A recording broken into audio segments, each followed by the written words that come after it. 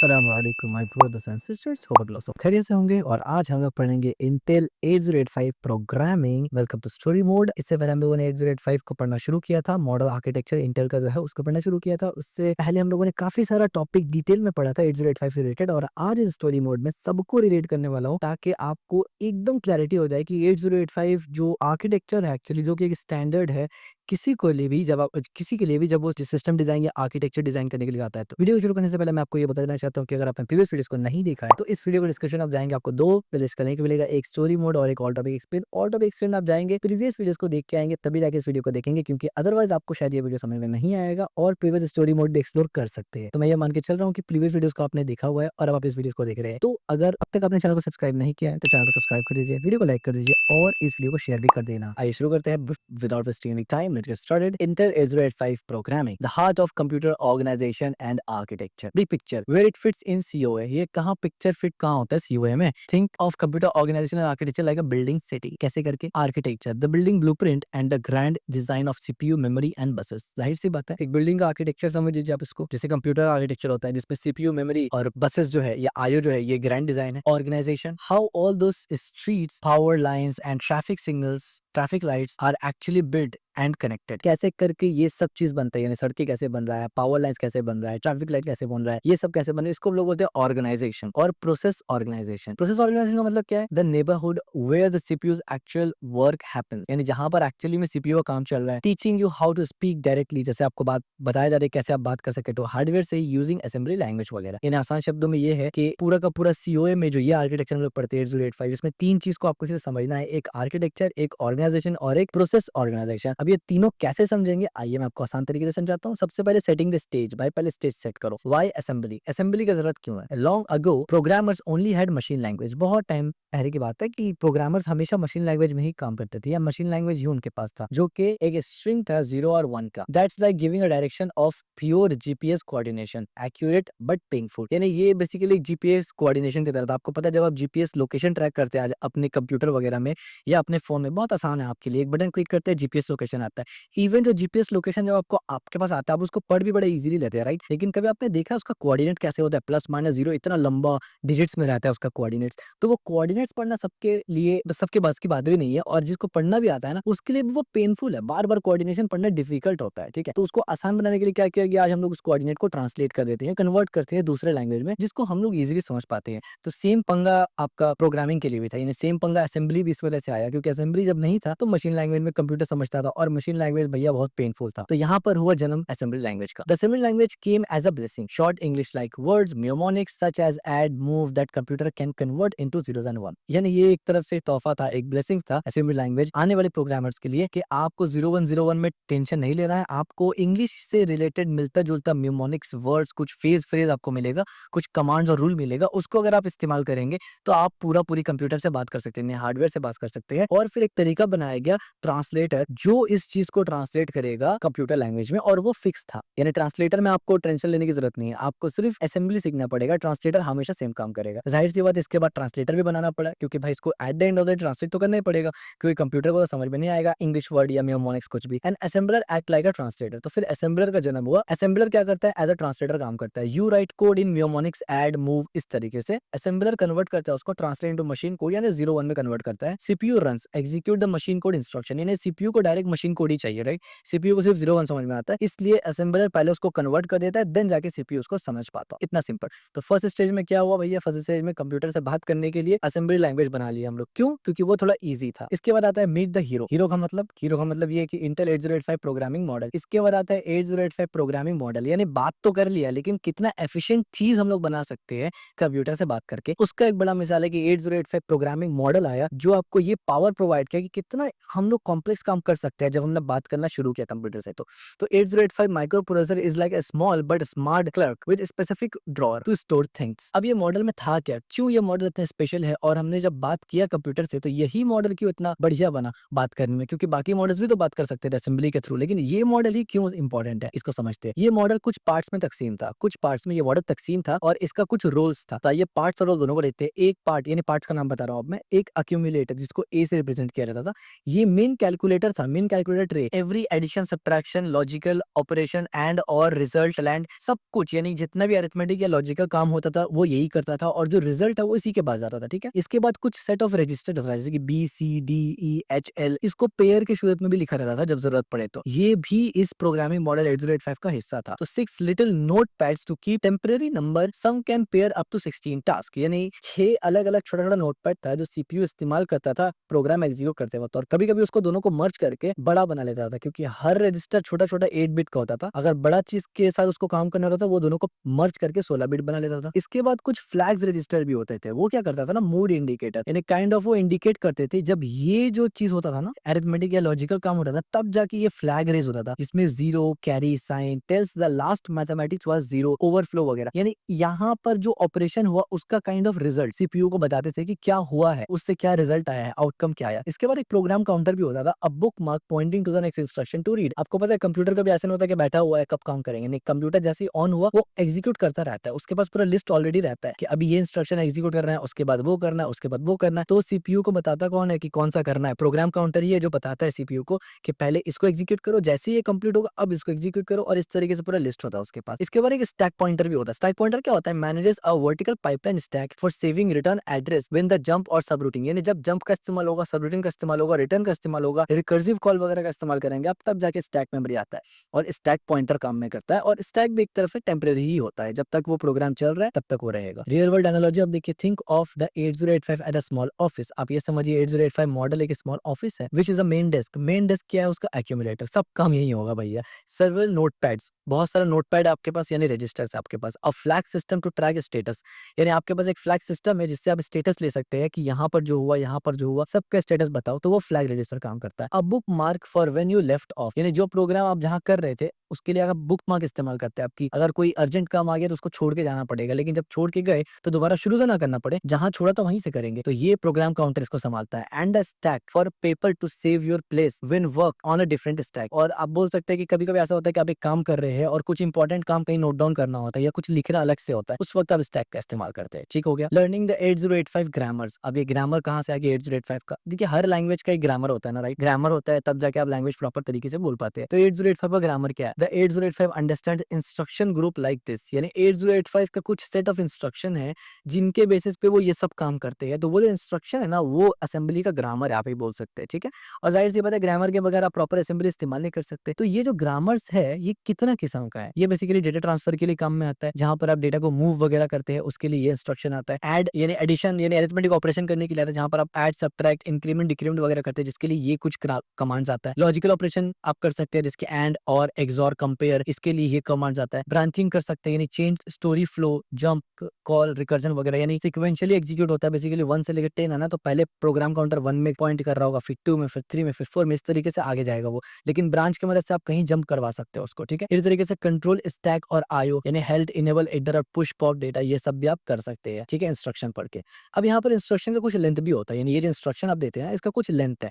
तीनों में से कोई एक लेंथ आप इस्तेमाल कर सकते हैं, सबका अलग अलग काम है। इंस्ट्रक्शन 1 बाइट का हो सकता है, 2 बाइट का हो सकता है, 3 बाइट का हो सकता है। Long depending on how much extra information address and carry, यानी कितना इन्फॉर्मेशन आपको भेजना है उसके बेसिस पे आप डिपेंड करेंगे कि 1 बाइट लेना है, 2 बाइट या 3 बाइट। एग्जाम्पल के तौर पे 1 बाइट इंस्ट्रक्शन में आप क्या करेंगे, operation does not need extra data, for example आपको सिर्फ मूव करना है और कुछ नहीं करना, तो 1 बाइट काफी है। 2 बाइट का भी इस्तेमाल करेंगे, for example operation that need an 8 bit data value, यानी क्योंकि आपको पता है कि 8 बिट डेटा वैल्यू अगर कहीं पर लग रहा है, ज्यादा वैल्यू लग रहा है, तो वहां पर आप 2 बिट इस्तेमाल करते हैं, क्योंकि 1 बिट जो होता है, सॉरी 1 बाइट जो होता है वो 8 बिट का होता है और 2 बाइट 16 बिट का हो जाता है। सेम एज यहाँ पर 3 बाइट है, ऑपरेशन दैट नीड 16 बिट, जो ऑपरेशन 16 बिट लगता है ना उसमें आप जाके 3 बाइट्स का इस्तेमाल करते हैं, ठीक है, 16 बिट। तो इस तरीके से आप मैनेज करते हैं कि मेरा काम किस लेवल का है, उसके बेसिस पे डिसाइड होगा कि भाई कौन सा इंस्ट्रक्शन का लेंथ लेंगे, ठीक है। और काम इन्हीं सब में से होगा कुछ ना कुछ। A day in the life of a program, क्या मतलब है इसका, imagine you need the 8085 to add 2 number from memory. मान लीजिए कि 8085 प्रोग्रामिंग आप कर रहे हैं और आपको बताया गया भैया 2 नंबर को ऐड कर दो मेमोरी से उठा के। 8085 मॉडल में कैसे करेंगे, आपको एग्जीक्यूशन साइकिल पता होना चाहिए। अब ये एग्जीक्यूशन साइकिल क्या है, देखिए जब एक प्रोग्राम एग्जीक्यूट होता है, जैसे कि ये जो आप काम कर रहे हैं ना, एडिंग 2 नंबर फ्रॉम मेमोरी,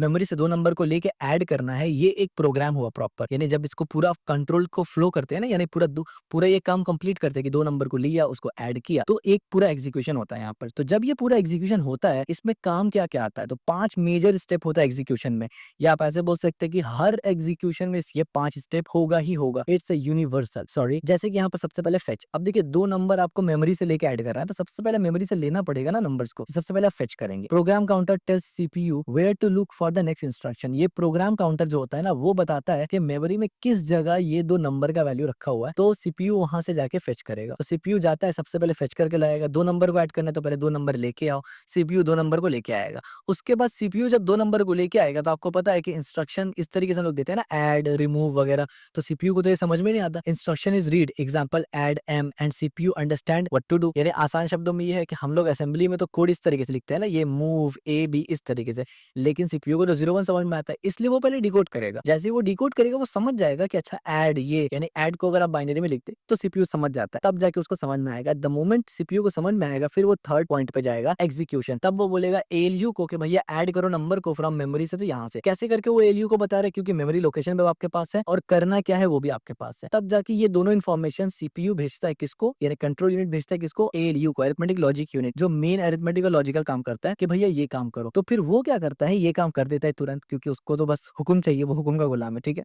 वो जैसे ही ये काम करता है, तुरंत फ्लैग अपडेट होता है, क्योंकि हमें पता है कि जब भी अरिथमेटिक और लॉजिकल काम होता है तो फ्लैग रेज होगा ही होगा। तो वहां पर कुछ ना कुछ फ्लैग रेज होगा, 0 फ्लैग रेज होगा, कैरी रेज हो सकता है, फ्लिप वगैरह कुछ भी रेज हो सकता है। और ये फ्लैग के बेसिस पर ही सीयू को समझ में आएगा कि जो एएलयू को मैंने टास्क दिया था ना, उसका रिजल्ट किस तरीके से निकला। और जैसे ये फ्लैग रेज हुआ, अगर मान लीजिए सब कुछ ठीक रहा, तो सीपीयू क्या करेगा, बोलेगा अच्छा काम तो हो गया, फिर नेक्स्ट स्टेप में जाएगा। यानी ये प्रोग्राम एग्जीक्यूट हो चुका, अब नेक्स्ट स्टेप में जाओ। तो नेक्स्ट स्टेप क्या होगा, पीसी यानी प्रोग्राम काउंटर मूव करेगा नेक्स्ट इंस्ट्रक्शन में, या फिर अनलेस के जंप करने का उसको ऑप्शन हो, यानी सीयू को यानी PC program counter next step में दिखाएगा कि अब इसको एग्जीक्यूट करो सीपीयू। अगर वहां पर जंप वगैरह का ऑप्शन ना होगा, जंप वगैरह का, तो फिर वो जंप करके वहां चला जाएगा। तो एग्जीक्यूशन इस तरीके से चलता रहेगा और फिर यही सब रिपीट होगा दोबारा से। अब यहाँ पर मैंने एग्जांपल भी दिया, एग्जांपल प्रोग्राम आप देखिए, here is a simple program that at 2 number store in the location of इतना एंड इतना। अब आप देखिए कैसे हो रहा है। सबसे पहले मैंने क्या किया, load first number into accumulator. सबसे पहले मैंने एलडीए, ये कोड है बेसिकली, एलडीए इतना इतना, ये मेमोरी लोकेशन है। तो मैंने बोला कि इस मेमोरी लोकेशन से लोड करो ए के अंदर, यानी एक्यूमुलेटर के अंदर अपना वैल्यू। बढ़िया हो गया। फिर मैंने क्या किया, मूव बी एंड ए, मैंने बोला मूव करो इट टू रजिस्टर बी, यानी इसको रजिस्टर बी में मूव कर दो, यानी रजिस्टर बी में मूव कर दो ए को। और फिर क्या बोला मैंने, लोड करो सेकंड नंबर इनटू एक्यूमुलेटर। फिर सेकंड नंबर मैंने एक्यूमुलेटर में लोड किया, और फिर क्या बोला, ऐड बी, यानी एक्यूमुलेटर में सेकंड नंबर डाला और add first number two second number, यानी एक्यूमुलेटर में ऑलरेडी एक नंबर था, दूसरे वाले को इसमें डाल दिया, तो इससे क्या हुआ, वो ऐड हो गया। देन एसटीआर, यानी मैंने बोला स्टोर रिजल्ट इन इतना मेमोरी। अब किसका स्टोर करना है, एक्यूमुलेटर के अंदर जो ऐड किया था उस चीज को स्टोर करना है इस मेमोरी लोकेशन में। और फिर हम क्या करेंगे, हेल्ड करेंगे, यानी प्रोग्राम टर्मिनेट कर दो। तो एक पूरा का पूरा ऑपरेशन हो गया, फेच डिकोड साइकिल पूरा कंप्लीट हो गया। तो यही चीज मैंने बताया कि कैसे फेच करना है, यहाँ से ऐसे फेच होगा, किस तरीके से दोनों ऐड होगा और इस तरीके से स्टोर होगा, और ये भी साथ साथ काम करेगा। ठीक हो गया, तो इस तरीके से काम करता है। इससे पहले भी हमने काफी सारे वीडियोस में इस चीज को डिटेल बताया आपको कि कैसे करके ये काम करता है। Now programming development stage. अब प्रोग्रामिंग डेवलपमेंट स्टेज क्या होता है, इसमें एनालाइज होगा। एनालाइज का मतलब अंडरस्टैंडिंग द प्रॉब्लम। जाहिर सी बात है, जब आप प्रोग्राम लिखते हैं किसी भी लैंग्वेज में, असेंबली हो, तो वहां पर आपको सबसे पहले प्रॉब्लम को एनालाइज करना होता है कि प्रॉब्लम क्या है। Then algorithm, then you have to design the algorithm, develop step by step solution.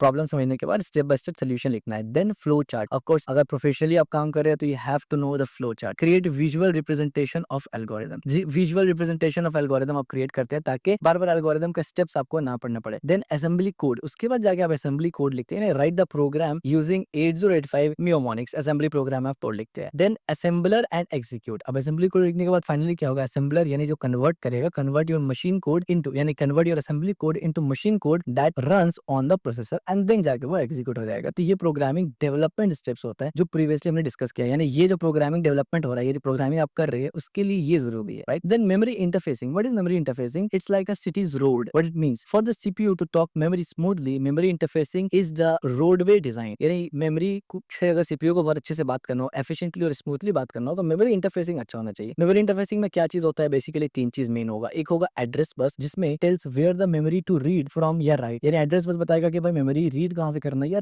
Right कहां से करना है, एड्रेस बस में एड्रेस जाएगा। दूसरा होगा डेटा बस। डेटा बस का मतलब carry actual data, that data being transfer, यानी एक्चुअल जो डेटा ट्रांसफर होता है, चाहे रीड करना चाहे राइट करना, वो डेटा बस में होगा। Then control signals, read write chip select signal act like a traffic light, यानी रीड राइट, उसके बाद ये कंट्रोल सिग्नल आएगा कि रीड करना है कि राइट करना। ये 3 real world example. For example, think of a memory interfacing like a cities transport system, transportation system.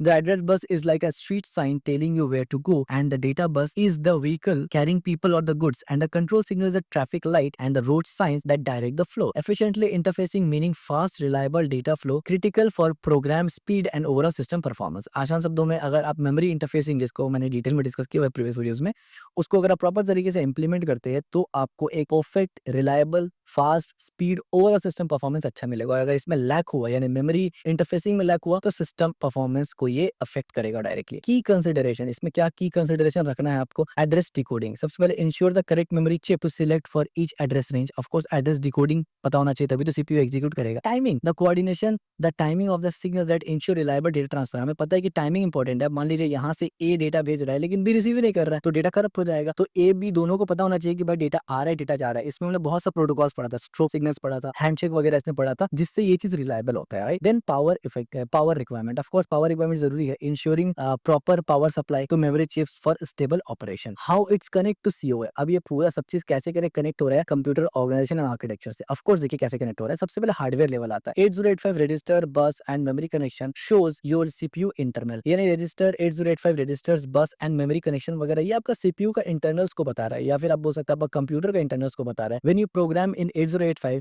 You are directly manipulating this hardware. जब आप 8085 असेंबली प्रोग्रामिंग लैंग्वेज में प्रोग्राम लिखते हैं ना, आप डायरेक्टली इन चीजों को मैनिपुलेट करते हैं। Manipulating hardware component gives you a ground level view of how computer work at the most fundamental level. समझ में आया? देन आते हैं instruction cycles. Fetch decode execution cycles reveals how any processor not just 8085 run software. जैसे मैंने पहले ही कहा था और इससे पहले भी कई मरतबा मैंने ये कहा था कि फेच डिकोड साइकिल जो है ना ये यूनिवर्सल है। कोई भी प्रोसेसर हो वो फेच डिकोड साइकिल पे ही चलता है, क्योंकि वॉन न्यूमन आर्किटेक्चर में फेच डिकोड साइकिल आया था और ये यूनिवर्सल बन गया उसके बाद से। ठीक है, understanding this cycle is essential to grasping how computer perform task at the most basic level. Every modern CPU no matter how complex still follow this same fundamental process, जैसे मैंने कहा था। इसके बाद आता है ऑप्टिमाइजेशन। अब देखिए इन दोनों चीज में क्या हो रहा है ना, आपका काम तो चल जा रहा है लेकिन ऑप्टिमाइजेशन जरूरी है। यहाँ पर आता है optimization. Writing assembly teach how high level language eventually translate to efficiently hardware operation. When you write the C++ or Python, the code is compiled down to the machine instruction, similar to what you write in assembly. जैसे कि मैंने पहले ही कहा कि assembly language में आप जो लिखते हैं एक्चुअली में क्या होता है ना कि आपने जो असेंबली में लिखा वो चीज ट्रांसलेट हो रहा है असेंबलर में, देन जा रहा है कंप्यूटर के पास। अब एक बंदा अगर हाई लेवल प्रोग्रामिंग लैंग्वेज में कोड लिख रहा है, सी या C++ में कोड लिख रहा है, तो इवेंचुअली वो भी मशीन कोड में ही जा रहा है। यानी जैसे असेंबली ट्रांसफर हो रहा है, ट्रांसलेट हो रहा है मशीन कोड में, वैसे ही सी और पाइथन भी घुमा फिरा के असेंबली में ही जाएगा। यानी असेंबली में जाएगा से मुराद है कि मशीन कोड ही बनेगा वो घुमा फिरा के। ठीक है, sorry. Understanding this connection helps you right more efficient high level code. Of course high level code यानी अगर आप एक सॉफ्टवेयर इंजीनियर भी है तो कहीं ना कहीं ये आपको बहुत हेल्प करेगा। Bridging software and hardware. 8085 programming demonstrate the critical interface between software and hardware. 8085 programming जो है जो हम लोग पढ़ रहे हैं 8085 प्रोग्रामिंग, ये क्रिटिकल इंटरफेस है जो सॉफ्टवेयर और हार्डवेयर को कनेक्ट कैसे करते हैं वो बताता है, यानी असेंबली लैंग्वेज।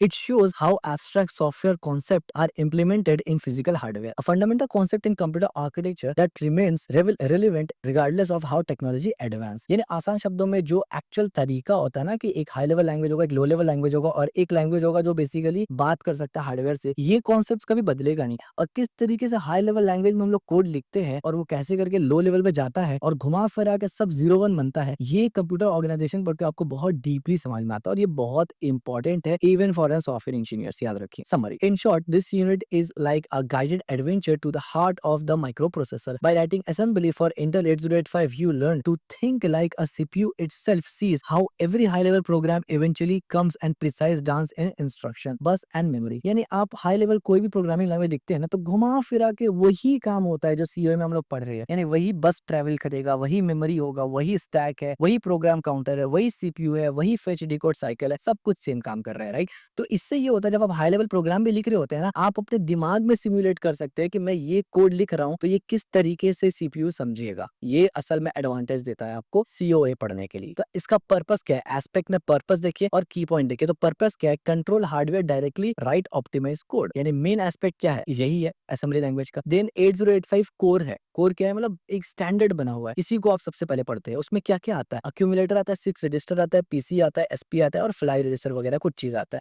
उसके अंदर यानी 8085 के अंदर इंस्ट्रक्शन टाइप्स होता है जो कि बहुत इंपॉर्टेंट है उसको पूरा चलाने के लिए, जिसमें डेटा ट्रांसफर होता है, अरिथमेटिक होता है, लॉजिक होता है, ब्रांचिंग और कंट्रोल वगैरह होता है। इसके बाद मेमोरी इंटरफेसिंग बहुत इंपॉर्टेंट होता है एफिशिएंटली कम्युनिकेट करने के लिए, तो सीपीयू मेमोरी कम्युनिकेशन के लिए यूजिंग बस कंट्रोल लाइंस वगैरह। और इसके बाद स्टेप बाय स्टेप प्रोग्राम करते हैं आप, यानी ये सब चीज जब समझ गए तब आप खुद प्रोग्राम लिखते हैं बात करने के लिए, जिसमें आप कुछ स्टेप फॉलो करते हैं। जैसे कि सबसे पहले आप प्रॉब्लम को एनालाइज करते हैं, फिर आप एल्गोरिदम को लिखते हैं, फिर आप फ्लो चार्ट बनाते हैं, फिर असेंबली कोड लिखते हैं, फिर असेंबलर की मदद से उसको एग्जीक्यूट यानी कन्वर्ट करवाते हैं मशीन कोड या ऑब्जेक्ट कोड में, देन उसको एग्जीक्यूट करते हैं। सीओए लिंक कैसे होता है? Demonstrate CPU organization, instruction cycle and hardware software bridge. ये जो पूरा हमने स्टोरी मोड पढ़ा, इसमें हमने यही देखा कि स्टोरी मोड में डेमोन्स्ट्रेशन देखा कि किस तरीके से सीपीयू ऑर्गेनाइजेशन होता है, यानी सीपीयू ऑर्गेनाइज कैसे होता है, और इंस्ट्रक्शन साइकिल कैसे काम करता है, और हार्डवेयर सॉफ्टवेयर के दरमियान ब्रिज कैसे करके है। की टेक अवे, learning 8085 assembly programming is like learning a native language of computer. बिल्कुल सही बात है, कंप्यूटर का अपना जबान, यानी आप 8085 जब पढ़ते हैं असेंबली या फिर कोई भी असेंबली प्रोग्रामिंग पढ़ते हैं आप, तो वो एक तरह से ऐसे ही हो गया ना, कंप्यूटर का अपना जबान पढ़ रहे हैं आप। हालांकि कंप्यूटर 01 में समझता है,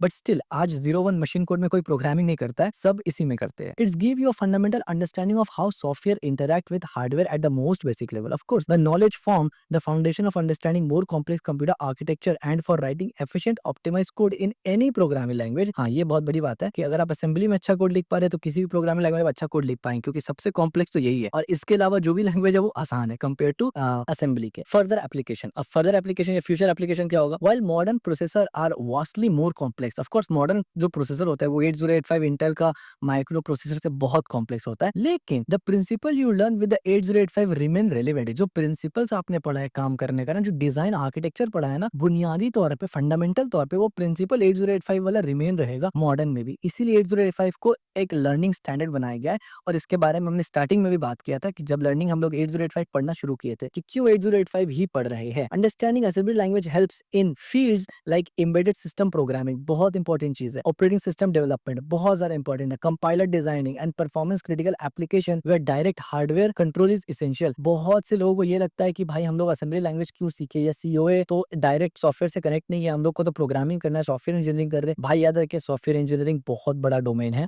कहीं पर भी जहां प्रोग्रामिंग आता है मोस्ट ऑफ द टाइम, चाहे वो सिस्टम लेवल हो या फिर एप्लीकेशन लेवल हो, वो सॉफ्टवेयर इंजीनियरिंग के अंदर अंदर आ जाता है। वो अलग बात है, आज के वक्त software engineering mostly application level software में ही लिया जाता है, सिस्टम लेवल में नहीं, लेकिन एक्चुअली में वहां भी आ जाता है। तो एक्चुअली में जब आप सीओए पढ़ते हैं तो आपके लिए बहुत बड़ा एक फील्ड का दरवाजा, एक ब्रांच, एक करियर पाथ खुल जाता है।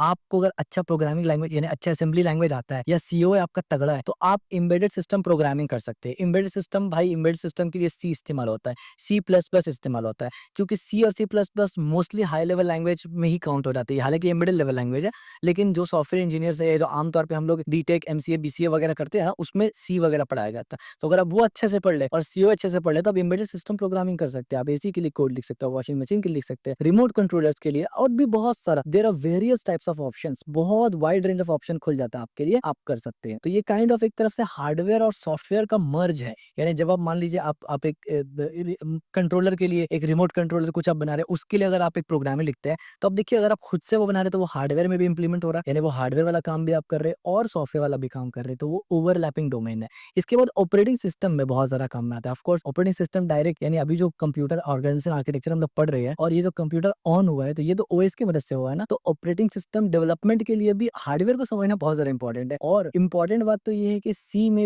में ही बेसिकली अब मोस्टली सी ही इस्तेमाल होता है, या सी प्लस प्लस इस्तेमाल होता है हार्डवेयर डेवलपमेंट के लिए, नॉट हार्डवेयर डेवलपमेंट के लिए, ऑपरेटिंग सिस्टम डेवलपमेंट के लिए। तो उसके लिए भी हार्डवेयर का नॉलेज बहुत इंपॉर्टेंट है। तो अगर आपको अच्छे से सी लैंग्वेज आता है, हालांकि वहां पर असेंबली का बहुत कम इस्तेमाल होता है, यानी आप चाहे तो मैक्स टू मैक्स मिनिमाइज कर सकते हैं असेंबली लैंग्वेज को, और मोस्टली सिस्टम जो है यानी ऑपरेटिंग सिस्टम जो है वो आप सी में लिख सकते हैं, ऑप्शन वहां पर रहता है काफी सारा। तो अगर आपको सी अच्छा से आता है, और अगर सीओए आपको अच्छा से आता है, यानी कंप्यूटर ऑर्गेनाइजेशन आर्किटेक्चर, तो आप ऑपरेटिंग सिस्टम डिजाइन भी कर सकते हैं, आप कंपाइलर डिजाइन में जा सकते हैं। और सबसे बड़ी बात है, सिर्फ इतना ही नहीं, आप मेजरली गेम डेवलपमेंट में भी बहुत ज्यादा कंट्रीब्यूट कर सकते हैं, क्योंकि गेम डेवलपमेंट में मोस्टली बहुत ज्यादा जरूरत होता है स्पीड और लेटेंसी का, यानी हार्डवेयर से सीपीयू और मेमोरी मैनेज करना बहुत इंपॉर्टेंट होता है गेम डेवलपमेंट में। और बहुत से लोग गेम डेवलपमेंट में लैक इसीलिए करते हैं क्योंकि सी में ये काम वो अच्छे से नहीं कर पाते। ऑफकोर्स सी शार्प या फिर ये लैंग्वेजेस तो आपको लगेगा ही लगेगा गेम डेवलपमेंट के लिए, अनरियल वगैरह में मेजरली यही लैंग्वेज इस्तेमाल होता है, लेकिन उन लैंग्वेजेस में जो मेन पावर है कि लेटेंसी को ड्रॉप करने के लिए, ये सब वो कर नहीं पाते क्योंकि हार्डवेयर का नॉलेज उनको नहीं होता।